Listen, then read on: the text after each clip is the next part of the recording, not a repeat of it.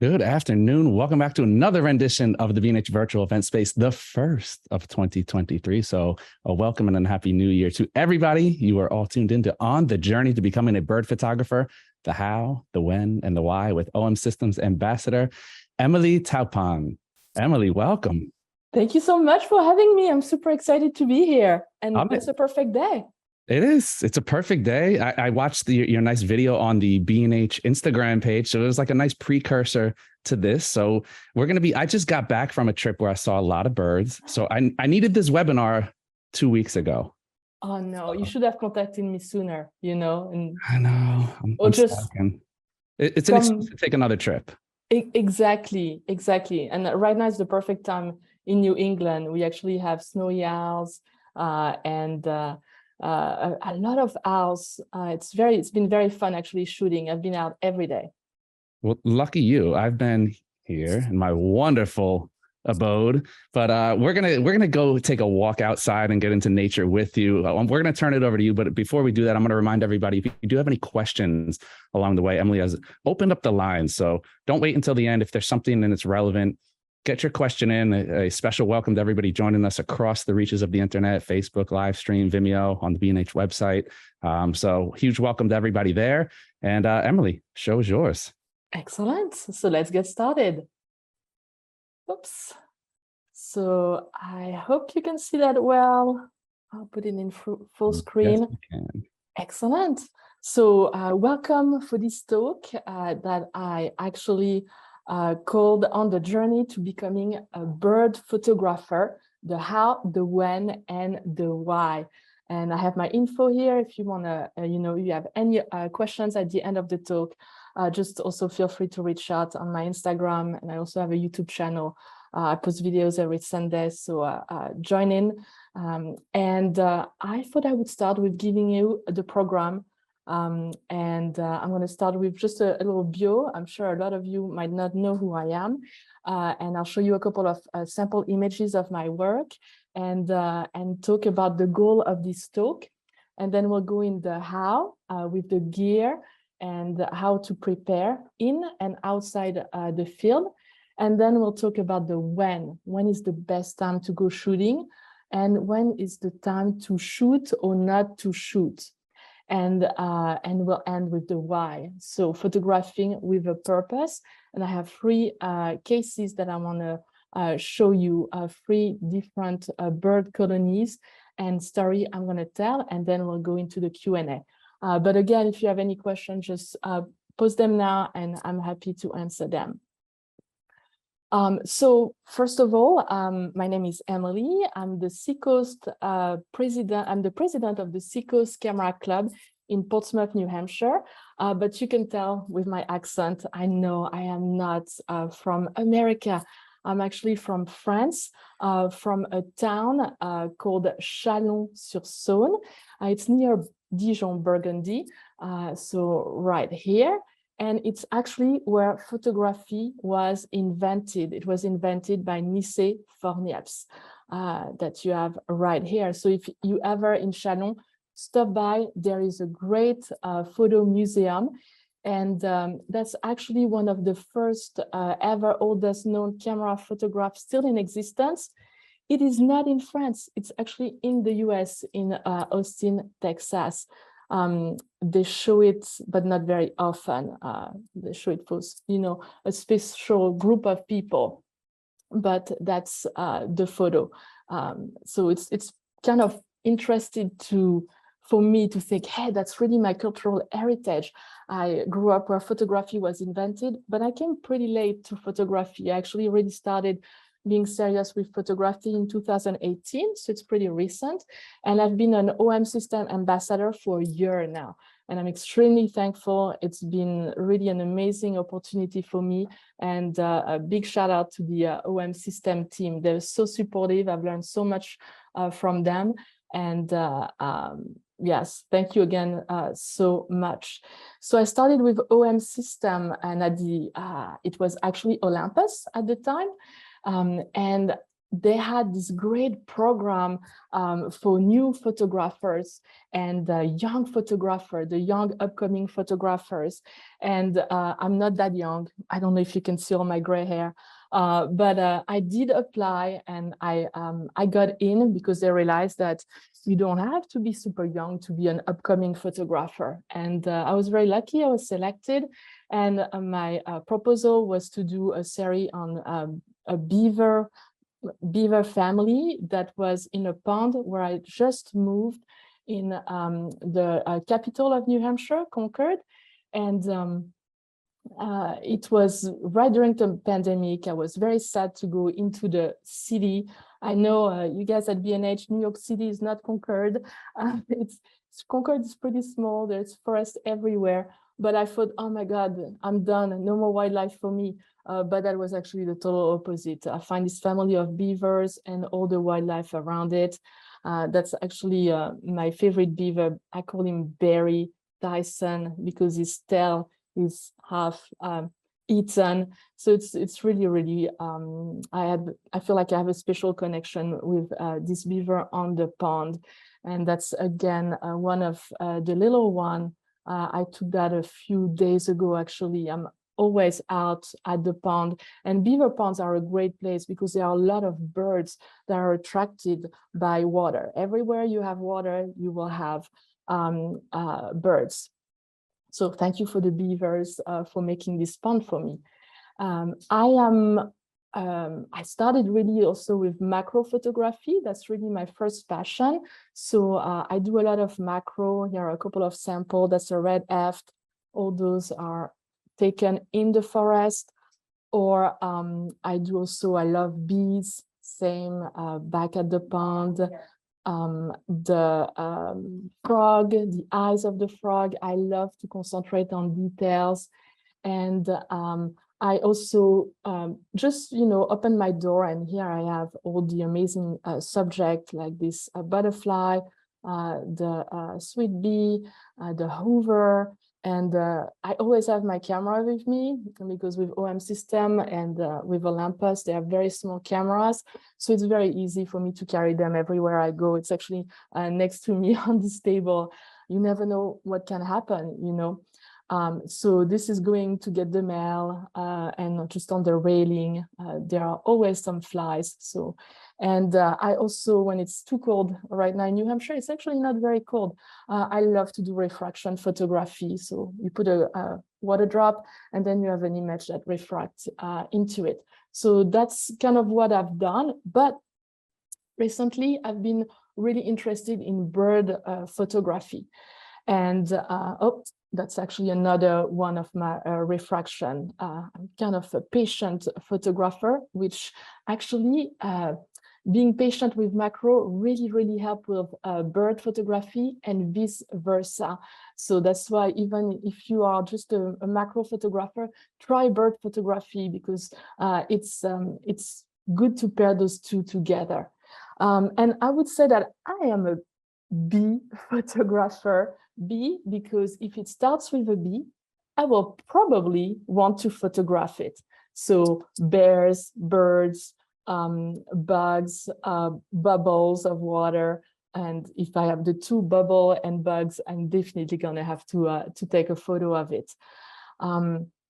So the goal for this talk is really to encourage you to go outside and to try bird photography, even if you are not a bird photographer.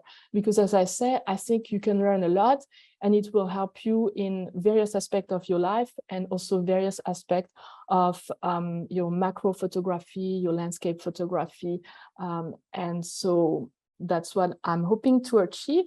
So if you have any questions, please don't hesitate, put them in the comment.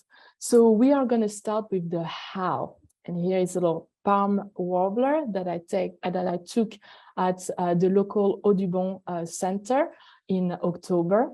And the how is mostly gear, right? How do I start with bird photography? Well, the thing is, for bird photography, you don't need many things. You really need three things: a camera, a lens, and obviously a memory card, right? And hopefully the battery comes with your camera, and it's don't forget to charge it. Ideal for camera is you want a camera that's fast, that has maybe bird detection that can really help you. It's not necessary, but it's definitely a plus, and a camera that has a lot of stabilization. Now, my checklist, my personal checklist, and we all have like different checklists, you know, the best camera for me might not be the best camera for you. But for me, what I want is a camera that's light, that's small, and that's multifunctional. And that's why I went with OM system. I shoot with the OM1 right now. So that's the latest Pro camera. And why did I pick this camera? Because it's super compact. The stabilization is really amazing. And also I can do 50 frames per second in CAF and 120 in SAF. So that is a lot. I'm getting a lot of shots, right? I'm gonna have a lot of options with a bird in flight, for example, to make sure that I have the right position of the wings. And also, this is a great camera because of the computational technology in those cameras. They have Pro Capture mode and eye detection AF for bird, and they also have the dog and cats, and actually even works on beavers. So I think they should advertise it for more animal than this, because I keep hearing it works on more than just those three types of animals. And I want to talk to you a little bit about Pro Capture, because maybe some of you are not familiar with Pro Capture. If you are not, you've never shot with OM system or with Olympus. So Pro Capture is basically, I call it a time machine, because how many times are you in the field and you see this bird and you're thinking, oh, I'm going to take the photo of this bird when it flies, and you want that specific moment when it takes off. And how do you predict that?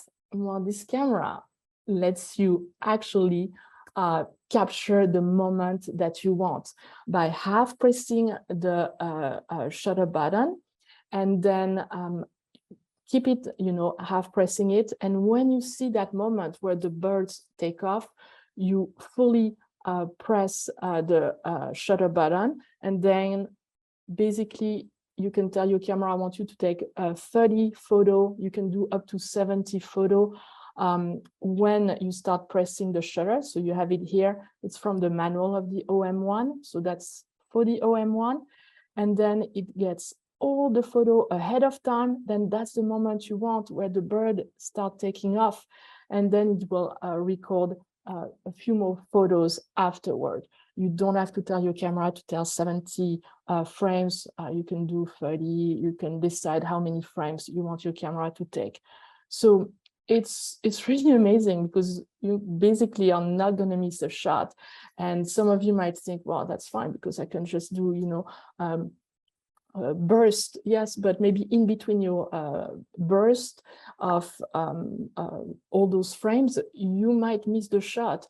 And then that's not good for your shutter, because you keep on accumulating. And the idea with Pro Capture is that it's a rolling shutter. So the images, if at 70 frames, I still haven't seen what I would like to capture, those frames will be erased. And so it kind of rolls in until you have your moment.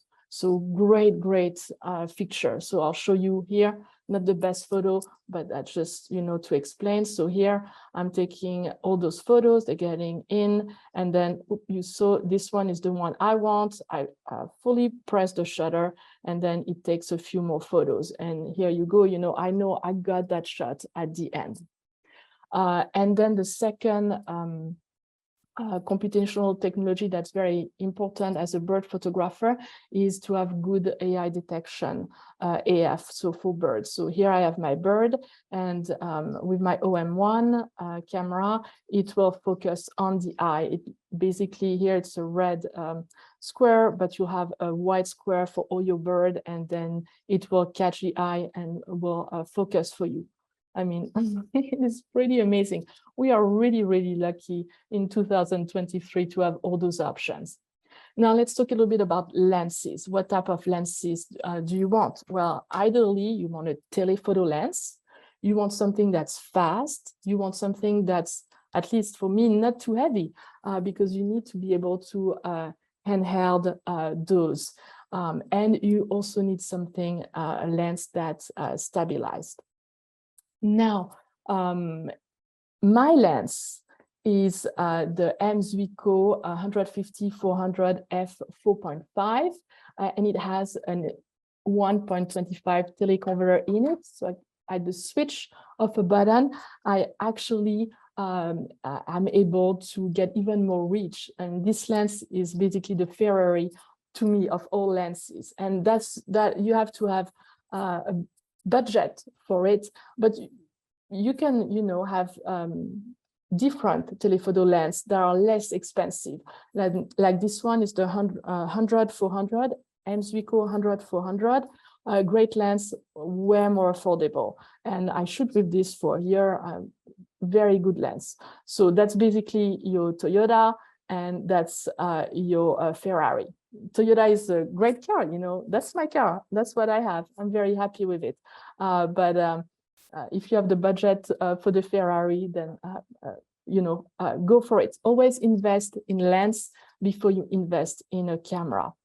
And actually, the last thing that you will need is a memory card. And ideally, you want a memory card that's fast one, because it needs to record all those photos. So your buffer is not going to be like, I am too slow, I'm not taking more shots because I need time to write them on the card. So make sure that you're investing in a good memory card, and don't be cheap on that. You have maybe a very expensive camera. You don't want to be cheap on your memory card. And B&H had some great deal. I always, check. That's the ScanDisk are the one that I use, and they've been great for me. But there are a lot of different cards that you can use that are fast cards. So check out the deals with B&H. And then there are other gear, but they're optionals. So you can get a tripod. That's the one that I just started to use it with a gimbal head. I like gimbal head when you're doing bird photography. And you also have maybe a tripod if you don't want to carry a monopod if you don't want to carry a tripod. Personally, I hate tripod. I don't use them very, very often. I'm extremely clumsy, so that's one thing less that I have to worry. I'll take it. And with the stabilization in my camera and lenses, it's fine. I like to be manual when I shoot. I didn't want to take too much time with gear. I know a lot of people like to talk about gear, but I have a video for the bird photography series that's coming out on January 18, where I'll review all my gears. And I also give you different options. I shoot with a specific type of gear for professional photographers. Obviously, we're not all going to shoot with the same gear. You're not maybe a professional photographer. How do you start with gear that are less expensive? So I'll give you a lot of options that are also budget friendly. So I hope you tune in to get also some information. So now we have the gear. What are we doing with the gear? Well, the number one thing that you should be doing is you need to read your manual. I know reading manuals is kind of boring, but you do have to do it because that's how you get familiar with your camera, and that's how you understand the focus point. That's how you understand how to set up your camera properly. So again, you bought maybe an expensive camera. It's an investment to be a bird photographer. So make sure that you take the time to read the manual.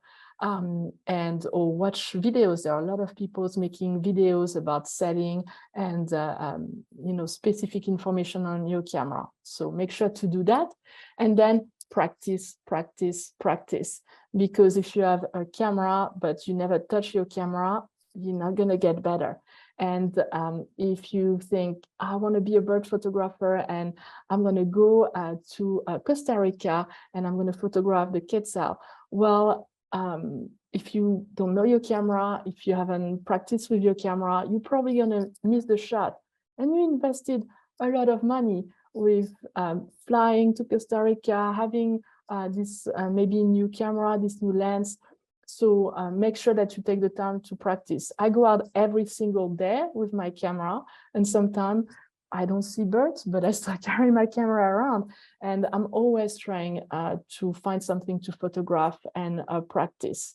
And you need to build that muscle memory. Very, very important, because birds are fast, right? It's like sport photography. You need to react very fast, and if you do not know how to change a setting in fraction of a second, well, you're going to miss your shot and get frustrated. So make sure that you're practicing, and especially for bird in flight. Where I live on the seacoast of New Hampshire, we have a lot of gulls, and so they make for a great animal to practice. I also have cormorants where I live in the city, and also just find a bird, a common bird, and practice on your common bird. And then educate yourself. That's what I'm doing. That's my goal, because I need to know my birds better. But my wife is always telling me, oh, there is a bird. And I'm like, oh, what type of bird is in the garden? Well, it's a long leg bird. Oh, it's a big wing bird. So I've realized that the long leg is the heron, and the small wing, probably a robin. But that's a good start, but you should definitely try to get better. You should know that's a robin. You should know that's a heron, right? And also when I started with bird photography, I remember, oh my God, it was so embarrassing. I went and met with local birders. Very thankful that I have some amazing friends who are birders. And so they saw me. I was very early in the morning, and they asked me, oh, what did you see today?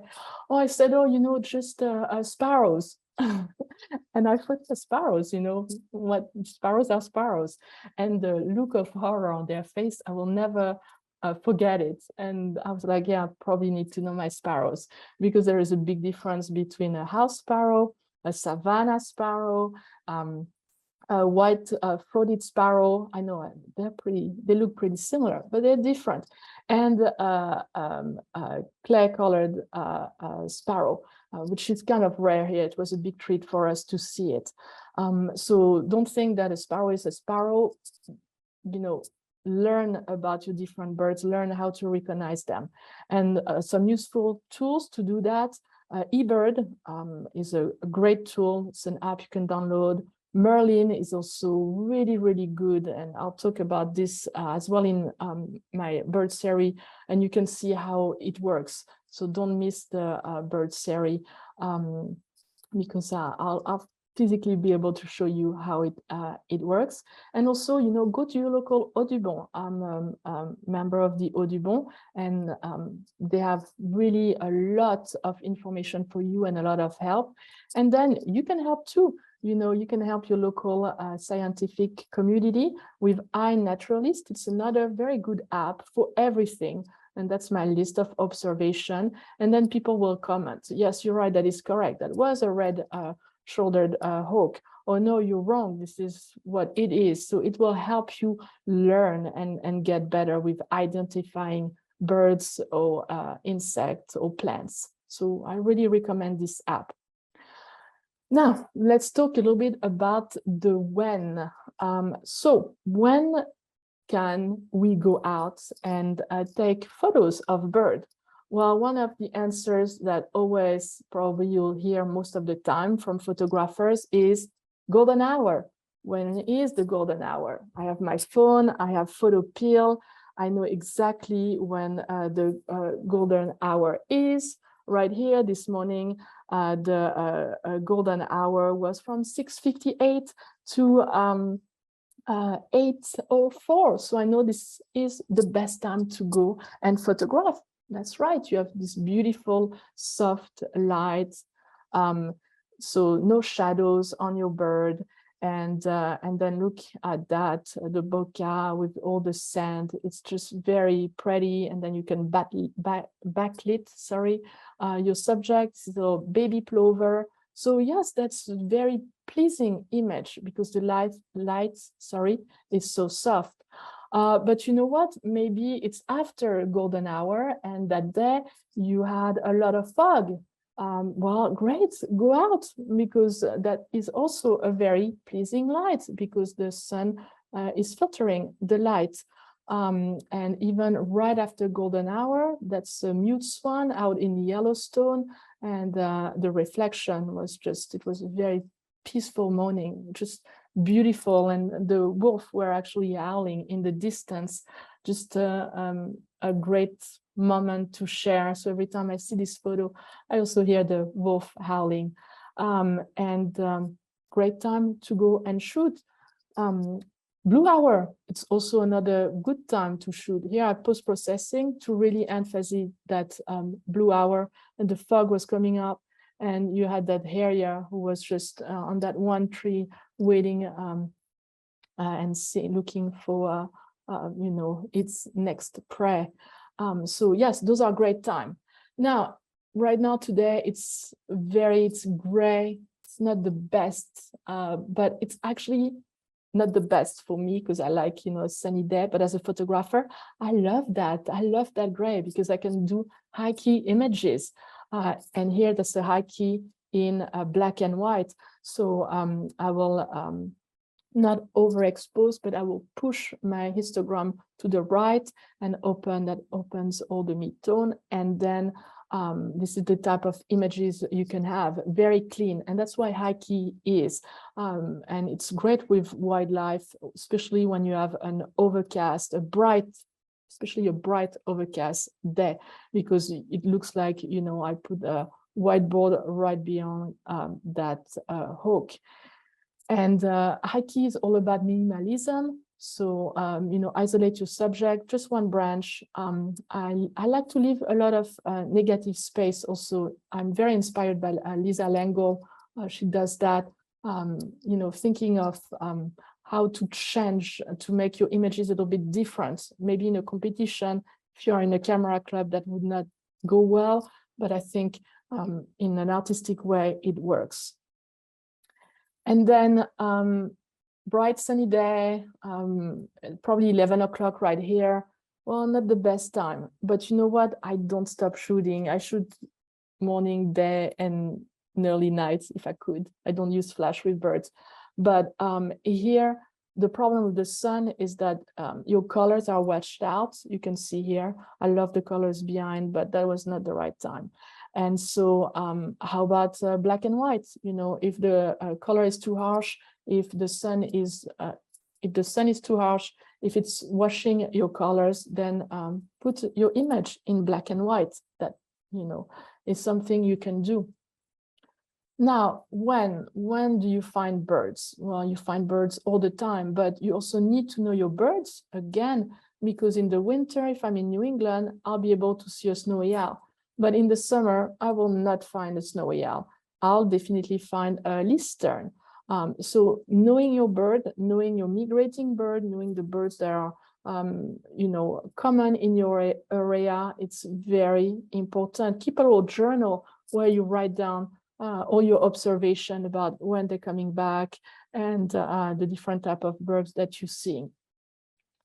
So when to shoot? Well, you're very excited. You see these birds eating, that's a little robin, it's eating all those frozen berries. But you want to take the time to observe your surrounding, right?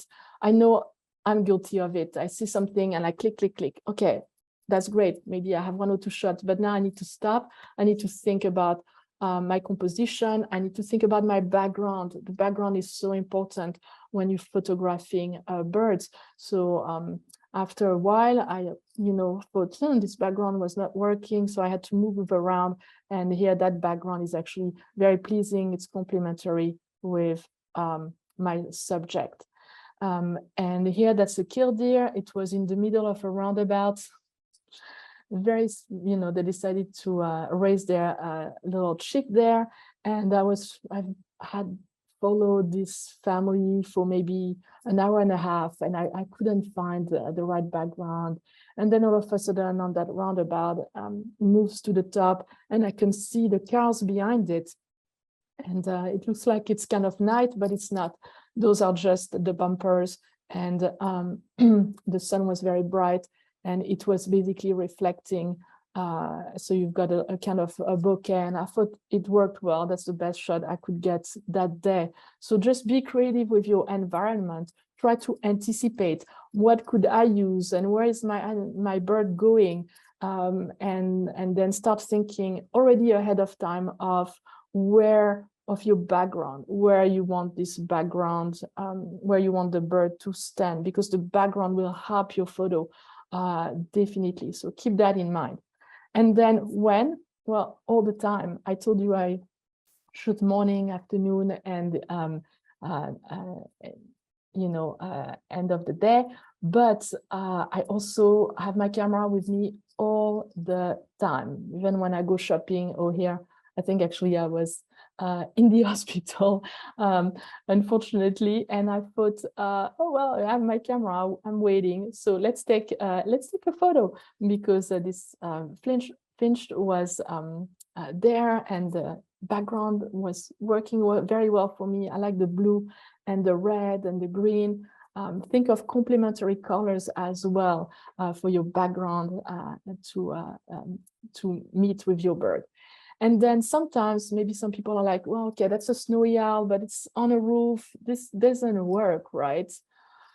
What can I do? Well, just move around, look for different angles. There is snow right here. How about moving to the left and see if I could just have the snow and the snowy, so I don't see the roof anymore.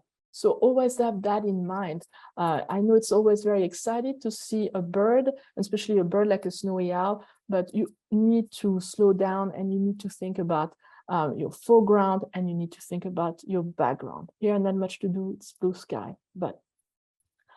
And then I told you want a nice, pleasing background, but forget about this.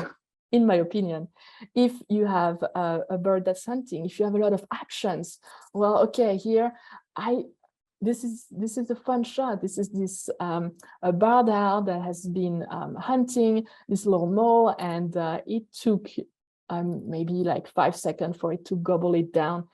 So you have to be fast. You have to know your camera to get the shot, and then it's okay. Well, I have branches around. I could do something in post-processing, but I think the photo, works to tell the story because you have actions. And then here, it was actually quite late. The light was not great, but it was so fun to see this osprey being able to fish. And I was at eye level because it was fishing very close to a bridge.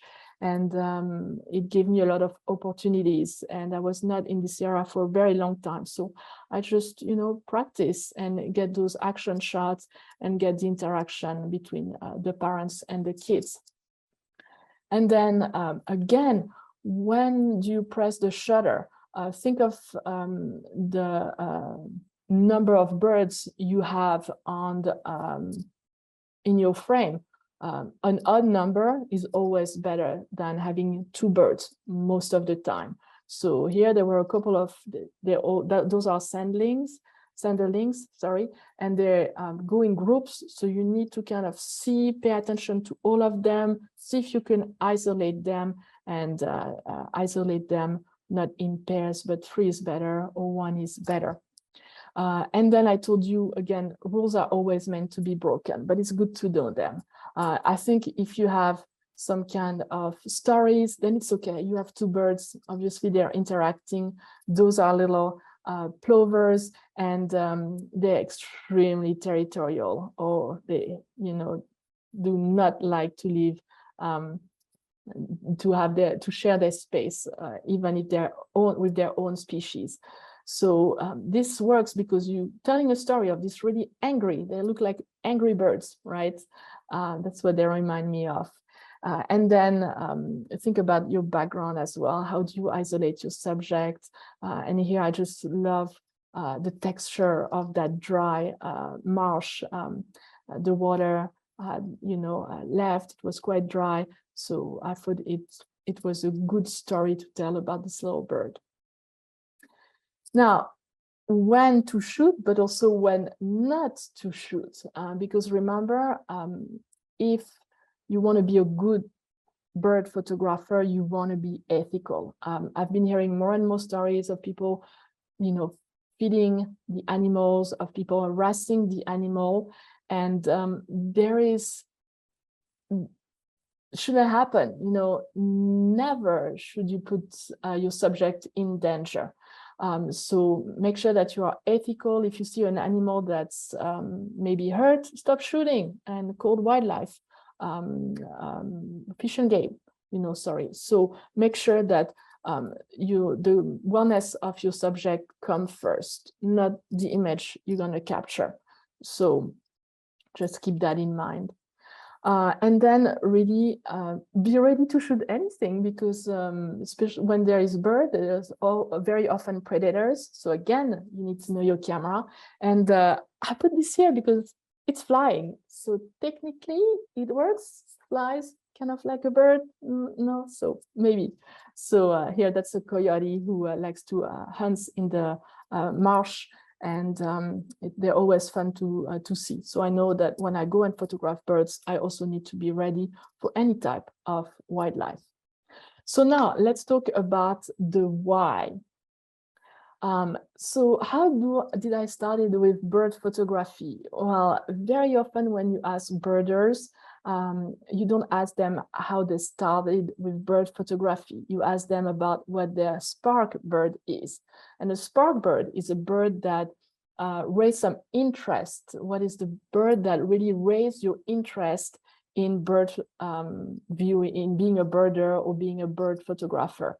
And to me, my spark bird, at first I thought, there is a very rare bird in Spain that I would love to photograph. That's my spark bird. But no, that's not my spark bird, because my spark bird is really the bird that pushed me to invest in my time and my money to capture and record the behavior of birds. And that's really the Listern. And I'll tell you the story of the Listern in a few minutes, because right now I want to go into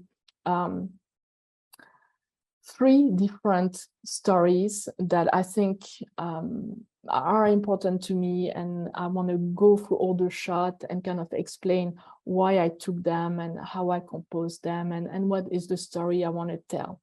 So my first case I want to talk about is the stork colony. So I'm from France, and in Burgundy, where I live, when I was young, we never seen storks. Maybe once in a while there would be a couple that would stop by. So it was very unusual. They're usually in the north of France. But recently, they actually decided to settle in my village. So you have a colony of stork. It started with just a few storks, and now I can't remember how many of them there are. That's pretty impressive. Way over 30 storks in that small village, and they're in a very accessible area, and it's been extremely interesting to go back home and be able to photograph them and kind of understand their behavior in the colony. So this one is one of a bird that I like the most, because it would always stand on one of the tree. There's a little bit of a sad story with it, unfortunately, at the end, but they're just really pretty birds, and they're nesting on those dead trees. And even now, because there is not enough dead trees, they started learning how to land on the trees with full foliage. It's really impressive to see them, because they have a huge wingspan. And it's pretty fun to see them being able to get into some of those trees. But usually they prefer, the chimneys, they prefer open spaces because of how they land. And here you have two families of stork on the same tree. And so I wanna, when I'm following like a story like this of birds, I wanna get as many different shots as possible. So I want the story of the family where they nest. I want the story of the, stork flying at sunset here. I want the story of the stork flying in the plains. That's where they eat. They eat actually frogs, rabbits. They're pretty destructive birds, actually. Here they have their little babies in May, and you see the mom and the dad together. So you see those gigantic birds landing on those, and you're thinking, how is that not going down? The nest so well built. And I told you I should, doesn't matter if I don't have enough light, because I want to record behaviors, and I want to understand them better, because if I understand them better, I will know what to look for. And maybe that's not a great shot, but now I know, yes, in the evening they go and look for hay, because right here you see, you cannot see the head of the stork. That's because it has a batch of hay. It just went in the field along that river, and you got all the hay that is bringing back to its baby. And this one is the bird I showed you earlier. I called it Patrick because Patrick is my uncle. Hi, Patrick. I don't know if he's watching, but my uncle Patrick is a little bit clumsy, and like me. And this bird was extremely clumsy. I mean, you see, it's no vision. He has that batch of hair, and he's trying to make a landing. And this poor Patrick, it did not go well. You could see the bird, the wing clipped. He ended up in the tree, and you can already see that the partner knew something wrong is going to happen, but it's a pretty usual story. So it goes down in the tree, lose all the hair, collapse on the kids. You can see all the hair flying here. She seemed pretty annoyed with him, or at least I think that's a him. It's just fun to record that, and to understand their behavior and know where to look for. And after that, I thought, this nest, it's not a good nest to shoot. I need to make sure that I find a nest that's really in the open. And my idea was, I really wanted to find the family of stork and have one of the parents, going and getting the food. So here, always think about what type of crop you want. And for me, I think it works. I want the two birds, and I want a little bit of a tight crop here.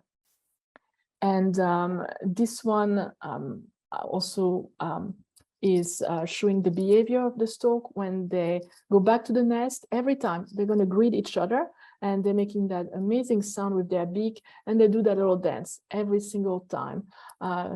Shoot again at sunset. So it's just a great moment to be able to capture and share. And also, unfortunately, when you're a bird photographer, you'll find some, sad moments. One of the tree that Patrick was landed on did not make it. That nest collapsed and killed. There were 5 babies on the nest, and 2 only survived, and the rest, unfortunately, did not make it. So it was a sad story. So those 2 young stork were just on the ground, and I don't know if they made it or not, because I had to go back to the US a few days after. You just have to capture all the stories, and even the sad one in that case. Now, my second story is the garnet colony. For this story, I actually had only a few hours to spend with the northern garnet. They're beautiful birds, and they are in colony. This is out in Gaspé, in one island out of the coast of Gaspé, where they nest. That's the second biggest colonies of northern garnet in North America. And you can get actually pretty close to the birds because they do research. And here the goal is, okay, I have this colony, what do I do? You know, do I fill the frame with all those birds? Can I isolate one subject?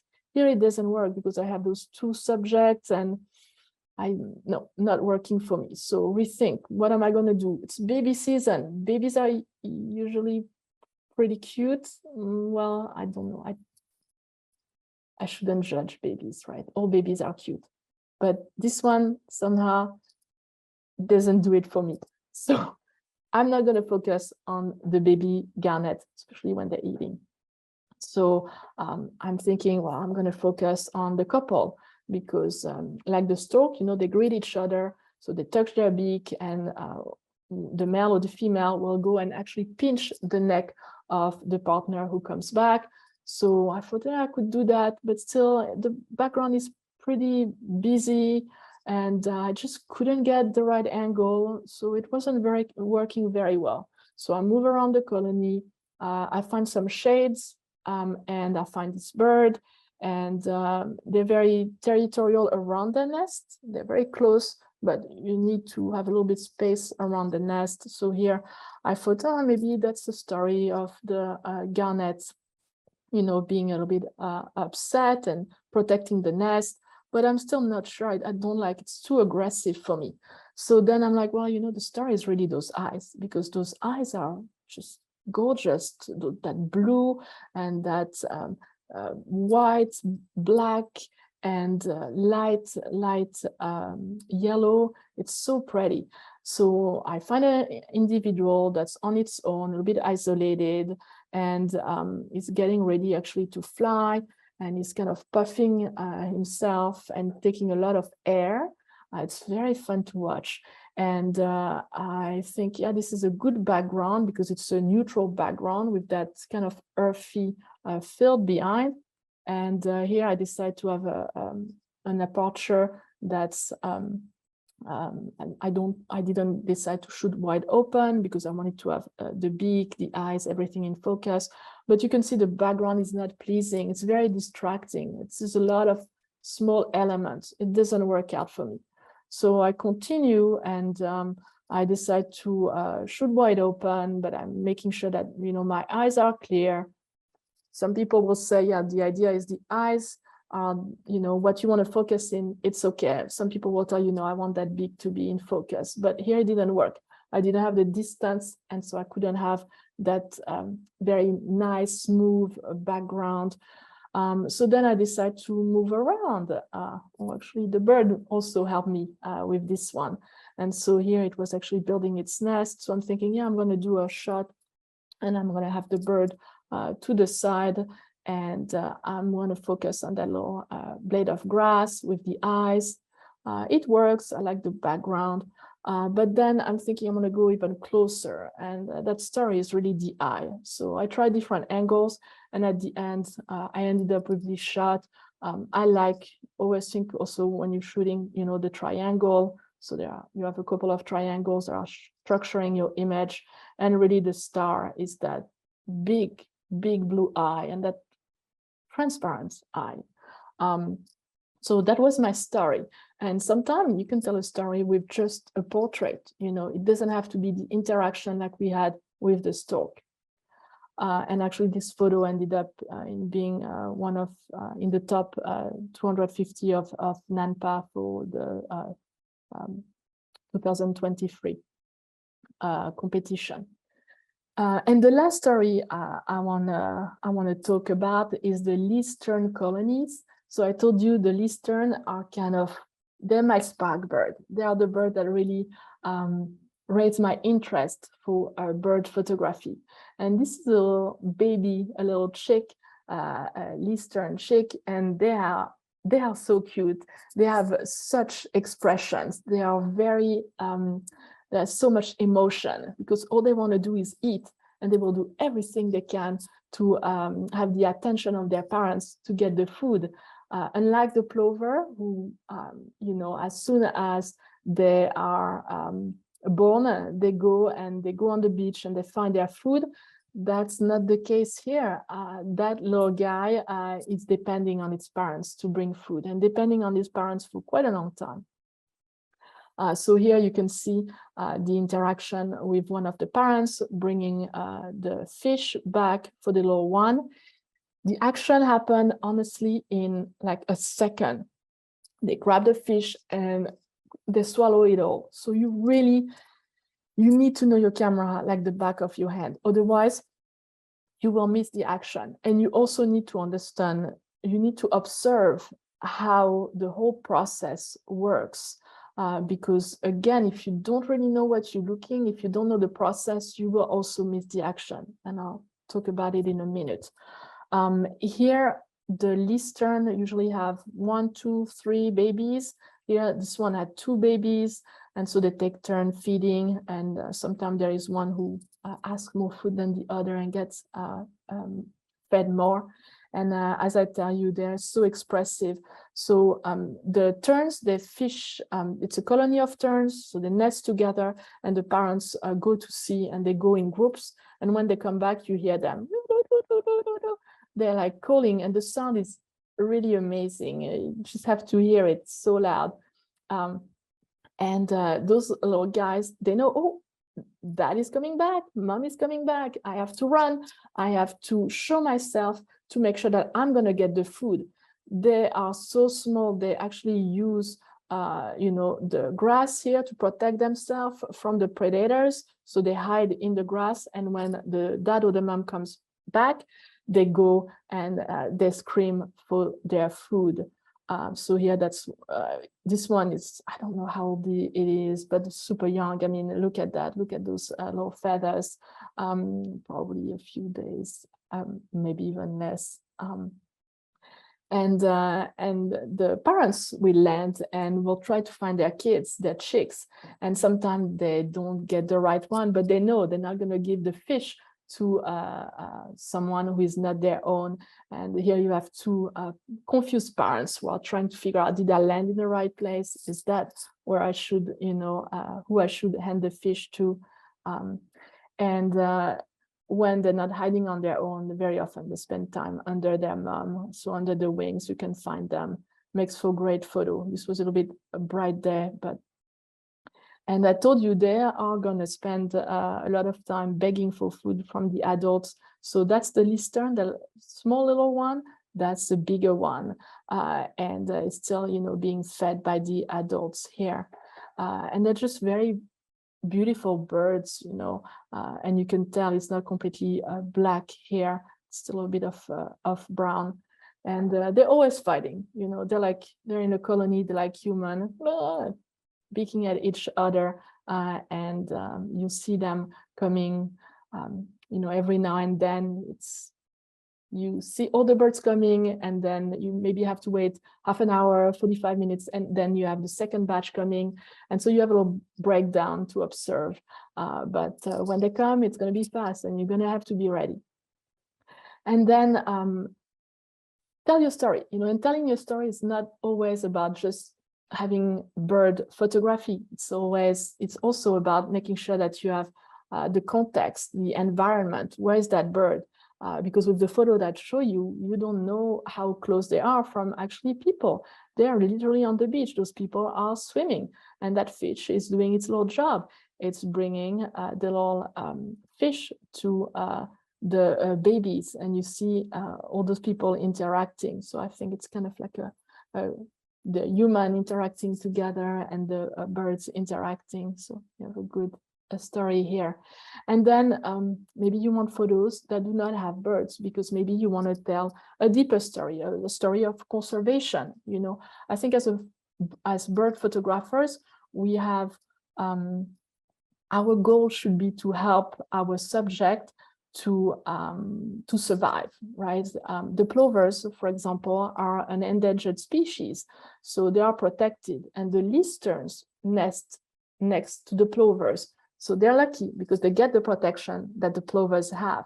So there are those ropes around to protect them. We ask people to, keep off the dunes, but you can see here, be careful, this plover, well, this person just throw its seed there. The interaction with the humans It's pretty impressive. And some people definitely don't read those. So when you're out with your lens, it's a great way. What are you doing? Because people might not see the plovers, people might not see the terns. They hear them, but they don't see them because they're so small. But you're there with your big lens. Tell them, tell people what you are doing, and that will help the birds to be protected. Fish and Game is doing a great job at informing the public, but you can see those plovers and terns are right there, right on the beach. And unfortunately, one of the major problems for the plovers, those little babies who have to feed on the beach, are people. And they are so small that sometimes you don't see them. And that's number one. I think like 2 years ago, yeah, they find some people who stepped on the baby plover. So educating people when you're out of the field is also part of why you are a bird photographer. You want to protect your subject and you want to do something good. So to conclude, I think that you need to photograph with a purpose, and your photo should really exist because you have a goal, right? After all, you push that shutter. You wanted to take that photo, so do something with your photograph. You can be very creative, and as photographer, your imagination is really the only limit. I like to do macro photography, and how about feather with a water drop? Try putting a water drop on feather.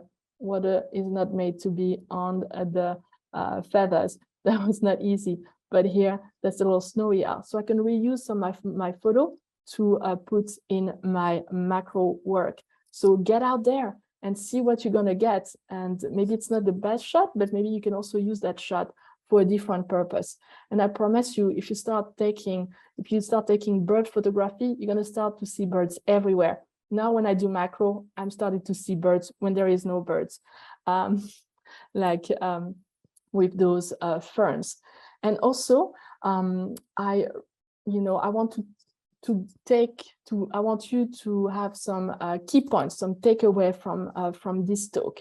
So some of the takeaway, I think, are knowing your gear, practicing. You want to educate yourself on birds, and also stay ethical. No photo is worth injuring an animal. And then tell your story, but also have fun, because that's what photography is about. It should be about having fun and then sharing and inspiring others. I love to go on Instagram and see the work of everybody. I'm always very, very inspired by other photographers, like some of my friends who also are OM system ambassador, like Steve Ball or Lehigh. I mean, look at that Caracara, pretty cool. Or Keith, Eric. So I recommend, go and check other photographers. Tom Kuchara and Lisa Kuchara also are photographers who live pretty close to me, and they are a source of inspiration. Or Peter Baumgarten, who is up in Canada as well. I just love to go and see what other people are doing, because that will help me be more creative. That will help me to kind of visualize maybe a shot that I want to have in the future. So it is already 1:58. I know I had about an hour to do this talk, and I really want to take questions from you. And if you want to, follow me on Instagram and send me an email as well, you can. But feel free, if there are any questions, send them my way. Awesome. Emilie, thank you so much. I even love what you did at the end there. It's like when you start to see birds everywhere. It really, some people just don't have, I'm going to say I'm some people. I don't see things that creatively. I need to open my mind and kind of see things differently. But I do want to start away from all that creative stuff and get down to the gear and the settings, because we did have a lot of people asking about that. So if we could, let's just start number one on the Micro Four Thirds thing right there, because we did have people who commented about it. What is it about Micro Four Thirds for you? Why are you a fan of the Micro Four Thirds system? Yes. So first of all, I mean, I know some people were saying, well, this is big for a Macro Four Thirds, but I mean, this lens I can handle, zero problem. And it looks big because of the hood, but I'm a fan of Macro Four Thirds because I have a really bad back and I cannot carry very heavy equipment. And the best camera and lens that you ever have is the one that you have in your hand. So to me, that's number one. I want a camera that I have in my hands. I used to shoot with another company, and that was not working because I would abandon some of the lenses that I would need, and I would not carry my camera with me all the time.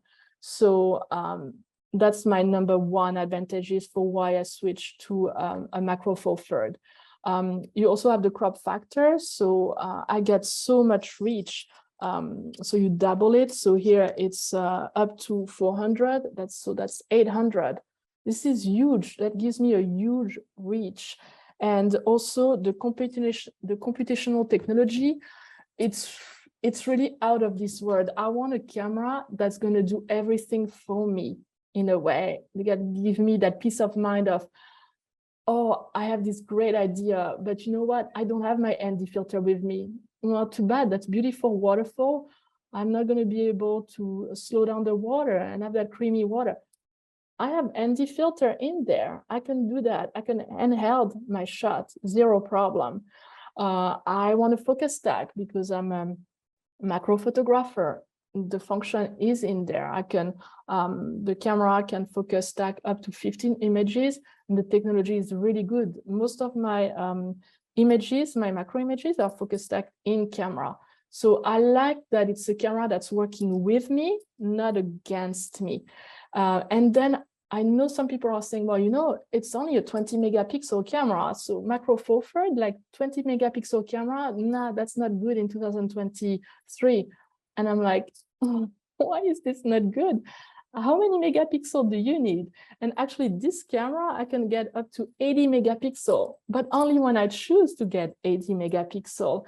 I think on the tripod is 80 megapixel, but handheld, I can get 50 megapixel. That's plenty. And when you see photographers like Ralph Lee Hopkins, who is an OM system ambassador and is also a Nat Geo photographer, or Jay Dickerman, is also a National Geographic photographer and a Pulitzer Prize.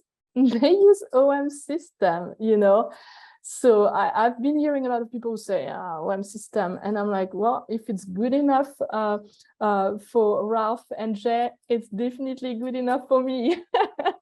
And you don't need like that many megapixel. Are you going to print it on the side of your house? Most of us won't. And some people do need that. That's completely fine, and they should definitely get a 100 megapixel camera. But for me, no, I don't need that. I'm fine with what I have.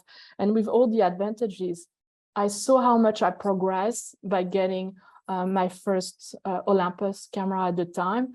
And just having a camera that fits your need and that you're able to have with you all the time, that to me is worth any type of, megapixel in the world.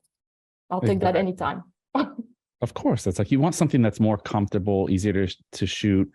It's smaller file sizes for a lot of what we do, but I guess it's going to be that age-old high megapixel count versus low megapixel count, where people are always gonna debate it. They're always gonna argue it, and there's different cases for different uses and different cases that you can have. That each one is better. Now, as far as settings are concerned, we did have a lot of questions as well on your settings. Now, obviously, it's going to be situational, but for the most part, do you shoot manual, aperture, shutter priority? Is there like a kind of a baseline? We also had some questions regarding the use of auto ISO, if you do use auto ISO. Can you take us a little bit through your settings? What's auto and what you do manually? Yes, definitely. So I start with, so right here on my camera, I can customize. So C1 is my bird in flight. And so I have some basic setting. I start with auto ISO and I start at 1250. And that's basically where I start. And then depending on how much light is available, depending on the type of bird, is it a hummingbird? I'm going to have to go way faster than this. Is it a heron? Is it a bird in flight? Is it a bird standing? I'm going to change my setting. But I have that one setting that's like my base, and then I'm going to have to modify it. So it's kind of hard to tell you, well, this is what I'm using, because there are times where I'm going to be in auto setting. I do not want to miss that shot. And that's why my C1 is auto ISO. That's my go-to. But then I'm like, I want more control. So I'm going to switch. I'm going to, manually set my ISO.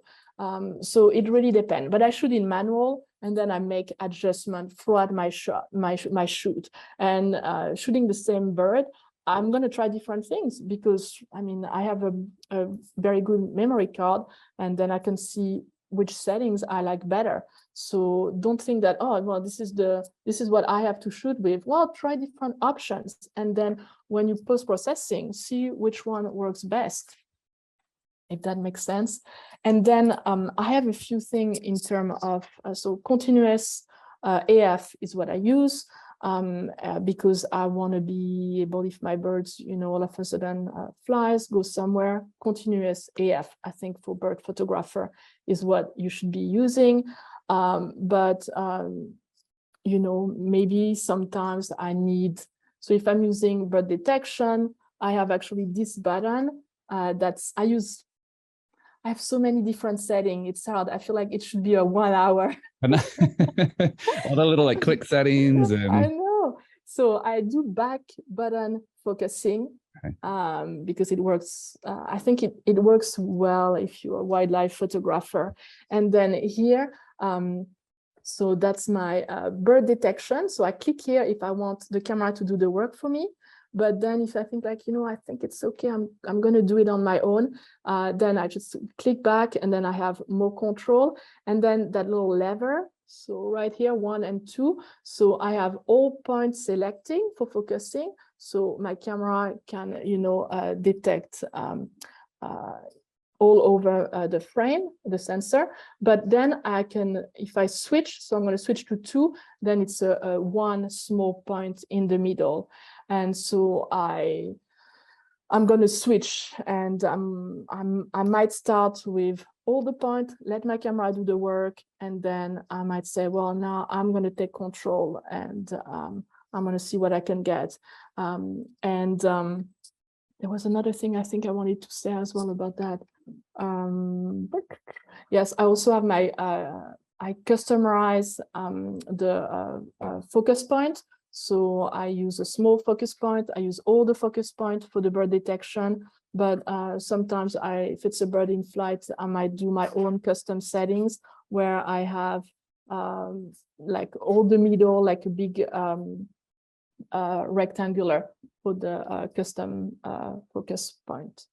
Okay, perfect. And we had a couple of questions come in on Pro Capture. So Cindy was asking if you always use Pro Capture when you're doing bird photography. And John says he hopes to use Pro Capture in Colombia next week to photograph some hummingbirds, and asks if you have any tips for photographing hummingbirds. So my tip is take me with you to Costa Rica. I'll come and help. First of all, no, I don't use Pro Capture all the time. I use Pro Capture when I know this bird is going to do something, but I don't know exactly when it's going to do it. So I don't want to miss that. That's when you use Pro Capture. And actually, David Smith is in the OM System UK team. He's the tech guru, and he has, if you go to the OM System channel, he has a whole, I think it's 1 hour, 25 minutes on just Pro Capture, and he answers all the questions and can tell you more about it. So I highly recommend to watch this video. But no, I don't use, short answer, no, I don't use Pro Capture all the time. And then for hummingbird tips, shutter speed. High shutter speed. If the hummingbird is stationary, then you can get away with a lower shutter speed and focusing on the eye on your own, and you get some cool thing because the wings are not going to be frozen. So just try different settings. I think Lehoy, who is also an OM System ambassador, there's a lot of workshop on hummingbirds. And so he's a great guy to ask for hummingbird tips. I don't shoot that many hummingbird but I would reach out to him as well. He's a great person to have. So it depends on, is it also stage? Are you using flash? Flash for Hummingbird is a must if you want to freeze the action. So definitely, pack a flash with you. But I'm sure if you are in a tour, they might have told you that. If you're on your own, then definitely get a flash that will help you with the Hummingbird. Perfect. And we're going to sneak in one last line of questions right here.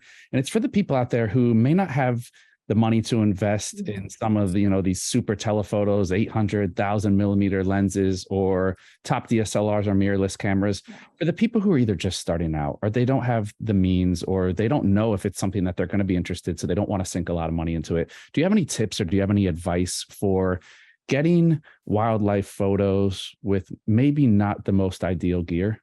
Yes, definitely. I mean, you can get wildlife with any type of camera, even an iPhone, so it's getting to know your subject and being able to get closer to your subject. But by closer, I don't mean run to an owl and take a photo with an iPhone, which I've seen people do. Bad idea. This is not Is that good. me? I think you saw me. Is that the photo you have behind? That's behind me over here. Let me sock it up. No, so get to know your subject, and maybe you have a camera with that you use to do a street photography, and just set it up. And with your phone, you probably have an app on your phone that connects to your camera.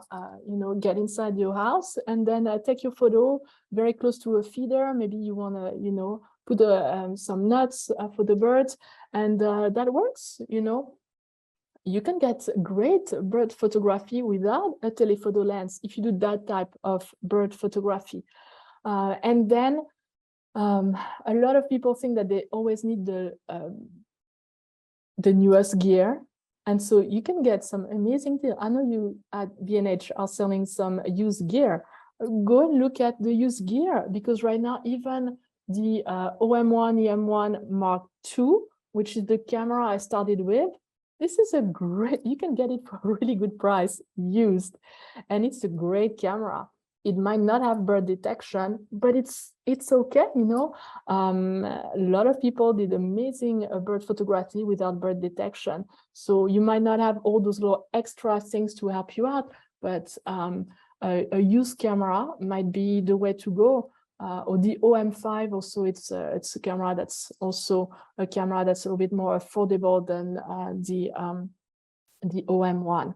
But definitely you can, just when you have the gear, you will find a solution to get the shot that you want. If that's bird photography is really what you want to do, and you can't afford one of those, big telephoto lens, even those ones, the 100, 400 is cheaper, but there is, I can't remember. There is another one that's not a pro lens. That's also a great lens to have. I don't want to say it's up to 300. So that's a way more affordable lens. And I know some people who, it's really impressive what they've done with a lens that is not too expensive for a telephoto lens, and small as well, very small lens. So now I got to sneak it in. I lied. I'm going to get one more question because it kind of fits into what we're talking about here. Go for it. I know this is going to help a lot of people out there. Is there an ideal focal length that is there like a bar, like, hey, if you really want to get into this and you want to take it seriously, you are good with a 400 or you are good at 600? Is there like an ideal range for like most average bird photography? I mean, yeah, 300 lens, that's great, but maybe you can't afford that, but maybe even 150, and then get a teleconverter. I mean, teleconverter are kind of harder to deal with, so you'll need a lot of practice, so maybe not the best way to start with, but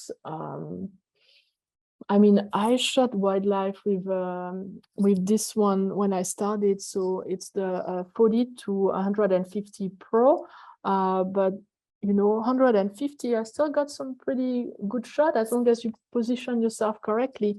And it's all about that. Don't think about Yes, it's convenient because I'm further from my subject. Could I get closer to my subject? Yes, but I don't need to. So for me, it's kind of it's easy. That's why I like to have a telephoto lens, because I like to put the distance between myself and the subject.